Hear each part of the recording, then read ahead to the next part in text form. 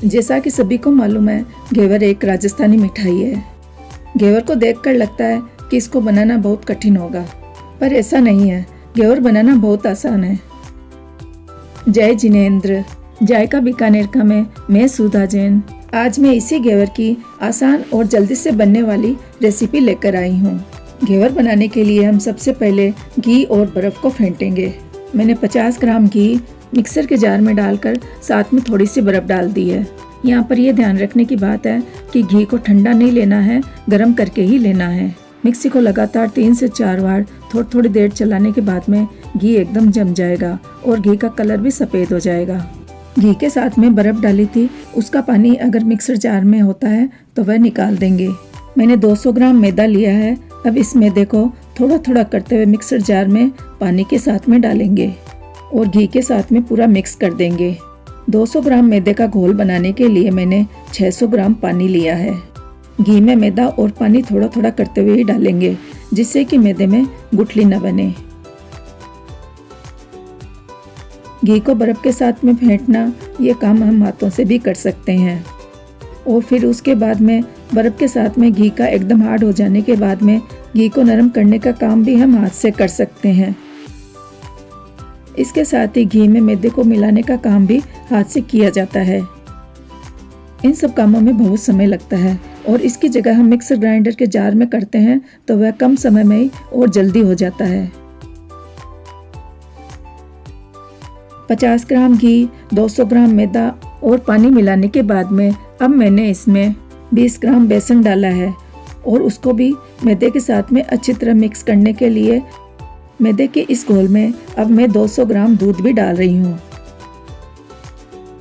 घेवर बनाने का ये वीडियो पसंद आने पर प्लीज़ वीडियो को लाइक और शेयर करें और जायका बीकानेर का चैनल पर अगर नए हैं तो चैनल को सब्सक्राइब जरूर करें। घेवर का घोल गाढ़ा नहीं होना चाहिए और ना ही पानी के जैसा पतला होना चाहिए।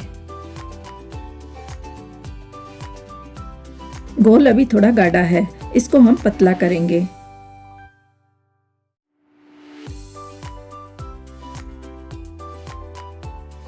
मैंने 100 ग्राम पानी बचा के रखा था, वह पानी मैं मिक्सी के जार में डाल रही हूँ, जिससे मिक्सी में घी और जो मैदा लगा हुआ है वह भी पानी के साथ मिक्स होकर निकल जाएगा। यहाँ पर यह ध्यान रखने की बात है कि घोल में पानी और दूध जो भी मिलाया है वह एकदम ठंडा होना चाहिए। घेवर बनाने से पहले पूरा घोल एकदम ठंडा होना चाहिए। घोल को ठंडा रखने के लिए हम नीचे दूसरे बाउल में बर्फ रखकर या ठंडा पानी रखकर उसमें घेवर के घोल वाला बाउल रख सकते हैं, या जितना घोल हमें चाहिए उतना बाहर निकाल कर बाकी का घोल फ्रीज में रख देंगे, जिससे कि घेवर बनाते समय वह एकदम ठंडा रहे। अब हम सोचेंगे कि घेवर बनाने के लिए घी कितना डालें। कोई भी जो बर्तन हम ले रहे हैं उसमें नीचे से 3 से 4 इंच ऊपर तक घी या तेल डालेंगे। घेवर बनाने के लिए हम घोल डालने के लिए चम्मच काम में ले सकते हैं या फिर किसी बोतल के ढक्कन में छेद करके उस बोतल में घोल को डालकर घेवर बना सकते हैं। घेवर के सांचों को कढ़ाई में तेल या घी में रखकर फिर उन पर घोल डाला जाता है, जिससे घेवर बनता जाता है। वह नहीं हो तो हम कोई भी भारी तले का बर्तन या भगोना ले सकते हैं। वैसे घेवर घी में बनाए जाते हैं और घी के घेवर ही अच्छे लगते हैं। घी को एक बार पूरा गर्म करने के बाद में गैस को मीडियम कर देंगे। फिर उसमें धीरे धीरे चम्मच या जलेबी बोतल की सहायता से घोल डालते जाएंगे। एक बार घोल डालने के बाद में उसमें बुलबुले बनेंगे। झाग जब पूरी तरह नीचे बैठ जाए तभी हमें दूसरी बार घोल को डालना है। घेवर बनाते समय भारी तले का ही बर्तन लेना है और पहली बार घेवर बना रहे हैं तो छोटा बर्तन ही लें। बड़े बर्तन में घेवर बन तो जाएंगे पर वह उठाते समय टूट जाएंगे। गैस को ज़्यादा तेज नहीं रखना है। बर्तन के पेंदे तक जहाँ तक फ्लेम पहुँचे वहीं तक हमें फ्लेम को सेट करना है।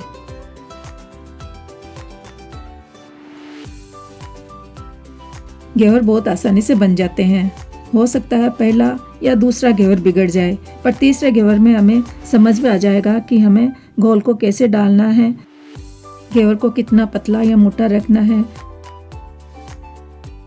घोल कैसा पतला या मोटा होना चाहिए और घेवर बनाते समय बर्तन में घी कितना होना चाहिए। ये हमें जब हम घेवर बनाएंगे तब अपने आप समझ में आ जाएगा। 6 से 7 बार तक घोल को बर्तन में डालने के बाद में अब हम घेवर के बीच में छेद करेंगे। घेवर के बीच में छेद किसी बेलन की सहायता से किया जा सकता है। घेवर के बीच में छेद करने के बाद में हम फिर से 6 से 7 बार घोल को घेवर के छेद के ऊपर डालेंगे।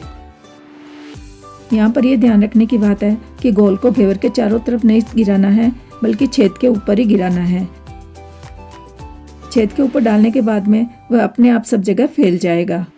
मेरे को एक घेवर बनाने में लगभग 5 मिनट का समय लगा है। समय कम ज़्यादा भी हो सकता है, ये इस पर निर्भर करता है कि हम कैसे बना रहे हैं।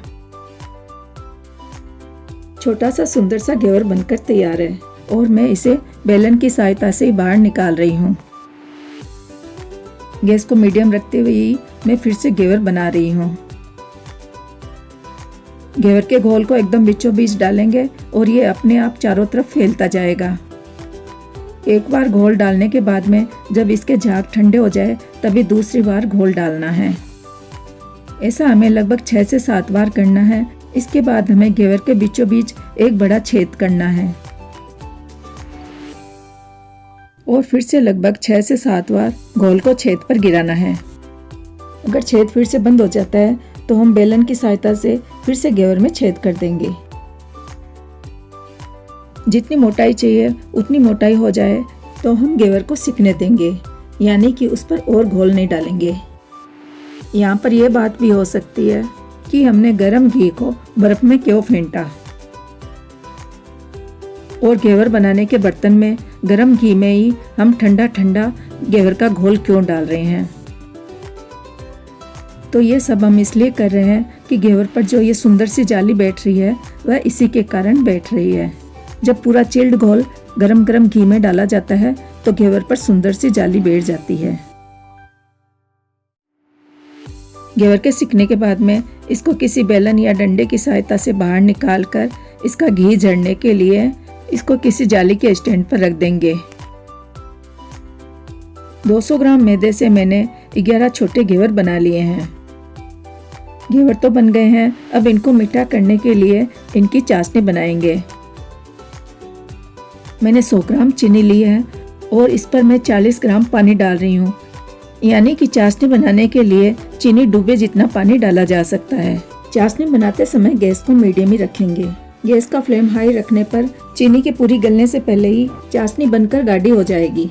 घेवर पर चाशनी लगाने के लिए हमें ज़्यादा गाढ़ी चाशनी नहीं बनानी है, बस एक तार की चाशनी बनानी है। मैं ज़्यादा चाशनी नहीं बना रही हूँ, बस 3 से 4 घेवर पर चाशनी आ जाए इतनी ही चाशनी बना रही हूँ, क्योंकि इन फीके घेवरों को हम कई दिनों तक स्टोर करके रख सकते हैं। जब भी घेवर खाने की इच्छा हो हाथों हाथ चाशनी बनाकर गरम गरम चाशनी घेवर पर डालकर खा सकते हैं। पतली पतली लगभग 1 तार की चाशनी बनकर तैयार है। जाली के स्टैंड पर 2 घेवर साथ में रखते हुए हम इस पर चाशनी डालेंगे। घेवर में जाली होने के कारण चाशनी नीचे तक चली जाती है और दूसरे घेवर पर भी चाशनी अपने आप लग जाती है। फिर भी अगर दूसरे घेवर पर चाशनी नहीं लगे तो फिर से उस पर चाशनी डाल देंगे और इस तरह जितने घेवर चाहिए उतने घेवरों पर चाशनी लगाकर हाथों हाथ खा सकते हैं या फिर इनको चाशनी लगाकर रख भी सकते हैं और जब भी इच्छा हो खा सकते हैं।